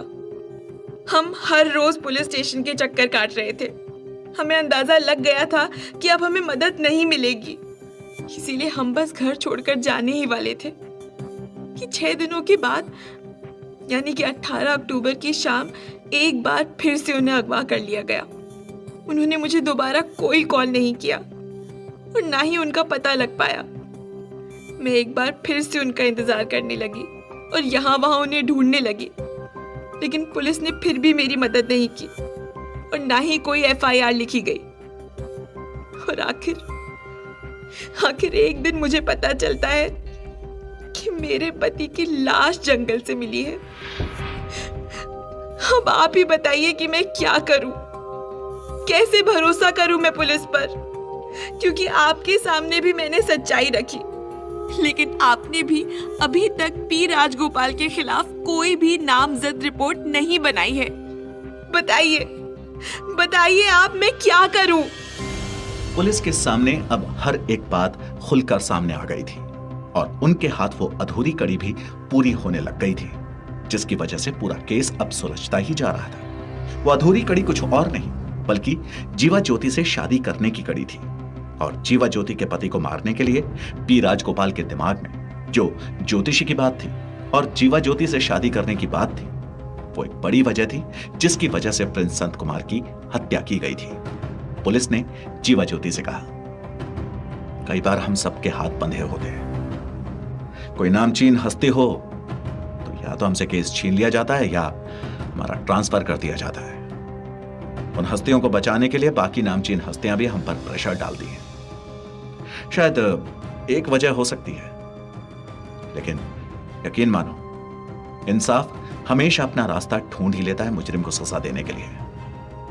मैं तुमसे एक इंस्पेक्टर होने के नाते नहीं बल्कि तुमसे बड़ा होने के नाते और तुम्हारा पिता समान होने के नाते सिर्फ इतना कहना चाहूंगा कि तुम अपनी ये हिम्मत मत हारना, क्योंकि अगर तुम अपनी हिम्मत हारोगी तो फिर हम जीता हुआ केस भी हार जाएंगे।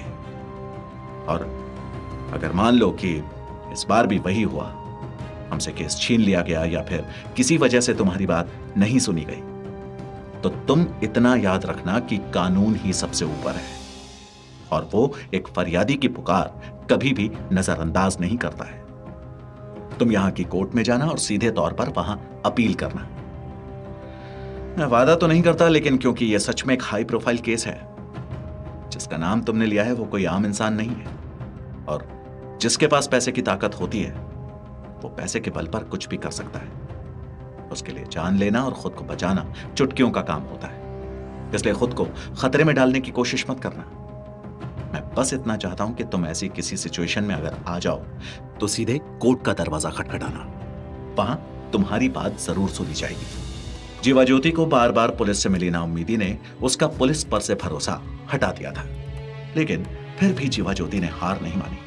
लाख कोशिशों के बाद भी जब कोई काम नहीं बन पाया, तब उसने फैसला किया कि वो लोअर कोर्ट में जाकर अपील करेगी, क्योंकि जितनी भी बार उसने पुलिस के सामने अपनी बात रखी, पुलिस ने इस हाई प्रोफाइल केस में पी राजगोपाल का नाम सुनते ही अपने हाथों को पीछे खींच लिया।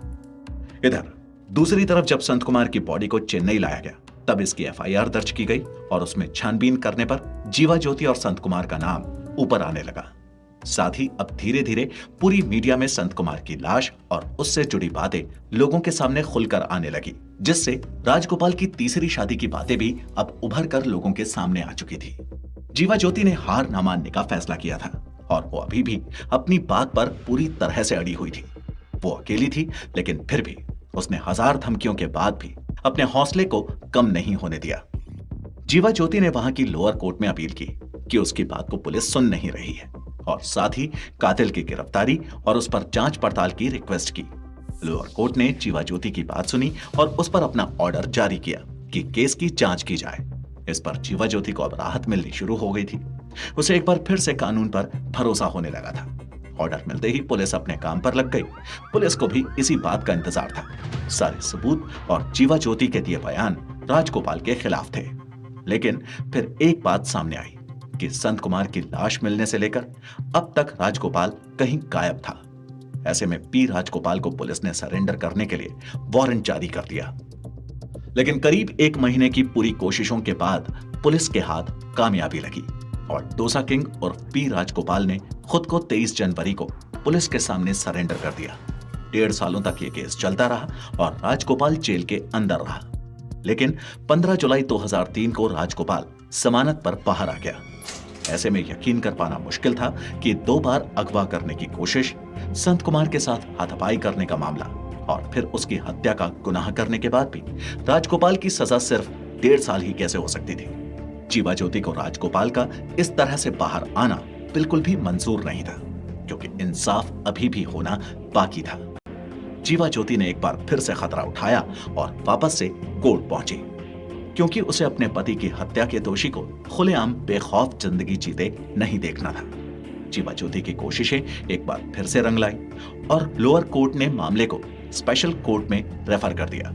स्पेशल कोर्ट ने भी इस मामले को पूरी तरह से छानबीन करके सच्चाई बाहर लाने का ऑर्डर दिया। स्पेशल कोर्ट ने पूरे मामले की सुनवाई के बाद पी राजगोपाल को किडनैपिंग, हैरेसमेंट और मर्डर के केस में 10 साल की सजा सुनाई।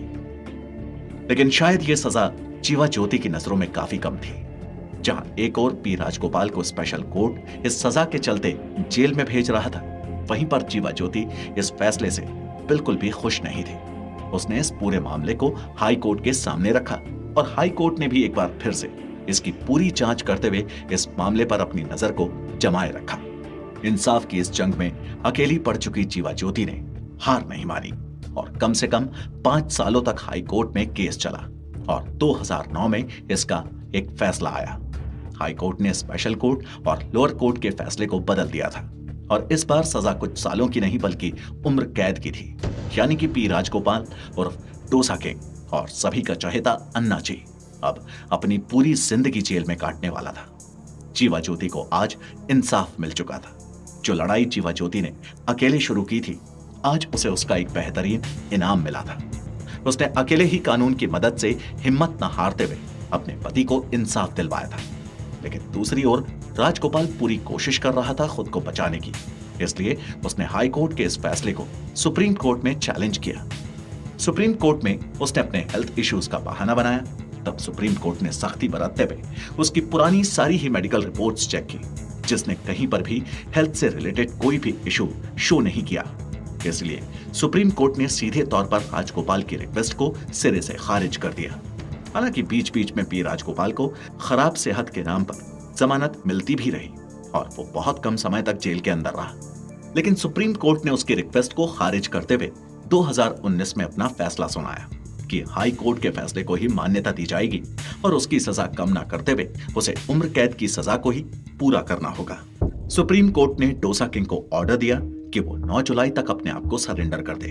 इस पर राजगोपाल ने 9 जुलाई को अपने चेहरे पर ऑक्सीजन मास्क लगाकर एम्बुलेंस में बैठकर वापस कोर्ट पहुंचा और फिर उसने अपने आप को सरेंडर कर दिया। लेकिन जेल पहुंचने के चौथे ही दिन यानी कि 13 जुलाई को जेल के अंदर ही डोसा किंग पी राजगोपाल को हार्ट अटैक हुआ और उन्हें वापस से अस्पताल ले जाया गया। अस्पताल पहुंचने के 4 दिनों तक डोसा किंग का इलाज चलता रहा, लेकिन चौथे दिन यानी कि 18 जुलाई 2019 को तबीयत ज्यादा बिगड़ने से उनकी डेथ हो गई। इस तरह से ये हाई प्रोफाइल केस 2001 से 2019 तक चलता रहा। देखा जाए तो उस इंस्पेक्टर की वो बात सच साबित हुई कि 1000 मुश्किलों के बावजूद इंसाफ अपना रास्ता ढूंढ ही लेता है मुजरिम को सजा देने के लिए, और जीवा ज्योति को आखिरकार इंसाफ मिल ही गया।